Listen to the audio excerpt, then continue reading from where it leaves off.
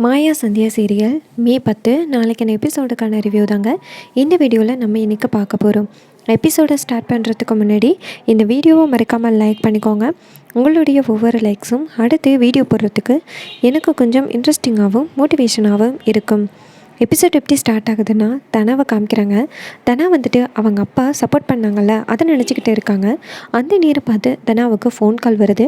அப்போ தனா டக்குன்னு ஃபோனை தேடுறாங்க. ஐயோ, ஃபோன் சவுண்டு கேட்குதே, வெளியில் யாருக்காவது ஃபோன் சத்தம் கேட்டுச்சுன்னா வந்துடுவாங்களே அப்படின்னு தனா பயந்துக்கிட்டே ஃபோனை தேடுறாங்க. அப்போ ஃபோனை வந்து பார்த்துட்றாங்க. ஃபோனை எடுத்து முந்தானையில் சுருட்டிக்கிட்டு நேராக வாஷ்ரூம் போகிறாங்க. அங்கே போய்ட்டு ஃபோனை வந்து அட்டன் பண்ணி பேசுகிறாங்க. அப்போ கார்த்தி சொல்கிறாரு, நான் தான் தனம், கார்த்தி பேசுகிறேன் அப்படின்னு. அப்போ தனம் கேட்குறாங்க, கார்த்திக் சார் நீங்களா அப்படின்னு. அப்போ கார்த்தி சொல்கிறாரு, நீ என்னுடைய கனவை நிறைவேற்றியிருக்க, அதுக்கு நான் நன்றி சொல்லியே ஆகணும் அப்படின்னு. அதுக்கு தானே சொல்கிறாங்க, என்ன சார் எனக்கு கான்சன்ட்ரேஷன் இல்லை, நான் சீக்கிரம் தோற்று போயிடுவேன்னு நீங்கள் சொன்னீங்க, இப்போ எனக்கு வாழ்த்துக்கள் சொல்கிறீங்க அப்படின்னு.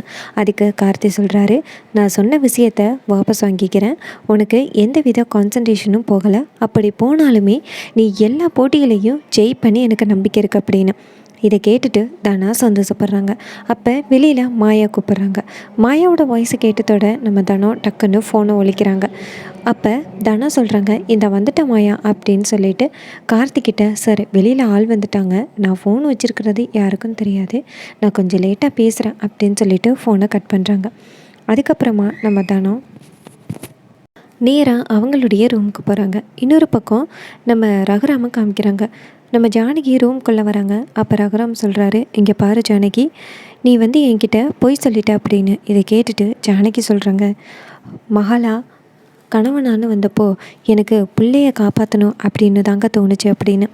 அதுக்கு ரகுராம் சொல்கிறாரு, என்ன தான் இருந்தாலும் எல்லாருக்கிட்டேயும் நீ உண்மையை சொல்லியிருக்க, ஆனால் என்கிட்ட நீ உண்மையை சொல்லலை, அப்போ உனக்கு என்னை பிடிக்கலைன்னு தானே அர்த்தம் அப்படின்னு. இது கேட்டுட்டு ஜானகி, அப்படியெல்லாம் இல்லைங்க அப்படின்னு சொல்ல, அதுக்கு ரகுராம் சொல்கிறாரு, இல்லை எனக்கு உன் கூட பேச கொஞ்சம் கூட விருப்பமே இல்லை, இது உனக்கான தண்டனைன்னு நினைக்காத, இது எனக்கான தண்டனை தான் அப்படின்னு சொல்லிட்டு ரகுராம் அவருடைய தலகாணியெல்லாம் எடுத்துக்கிட்டு ரூமை விட்டு வெளியில் போகிறாரு.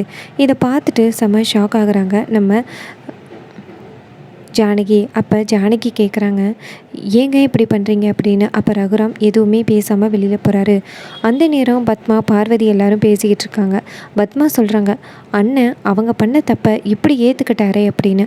அப்போ ரகுராம் வெளியில் வந்து சோஃபாவில் படுக்கிறத பார்த்துட்டு பாட்டி சொல்கிறாங்க, பாத்தியா இன்னுமே ரகுராம் ஜானகி பண்ண தப்பை மன்னிக்கவே இல்லை, நீங்கள் தான் நினச்சிக்கிட்டு இருக்கீங்க அப்படின்னு.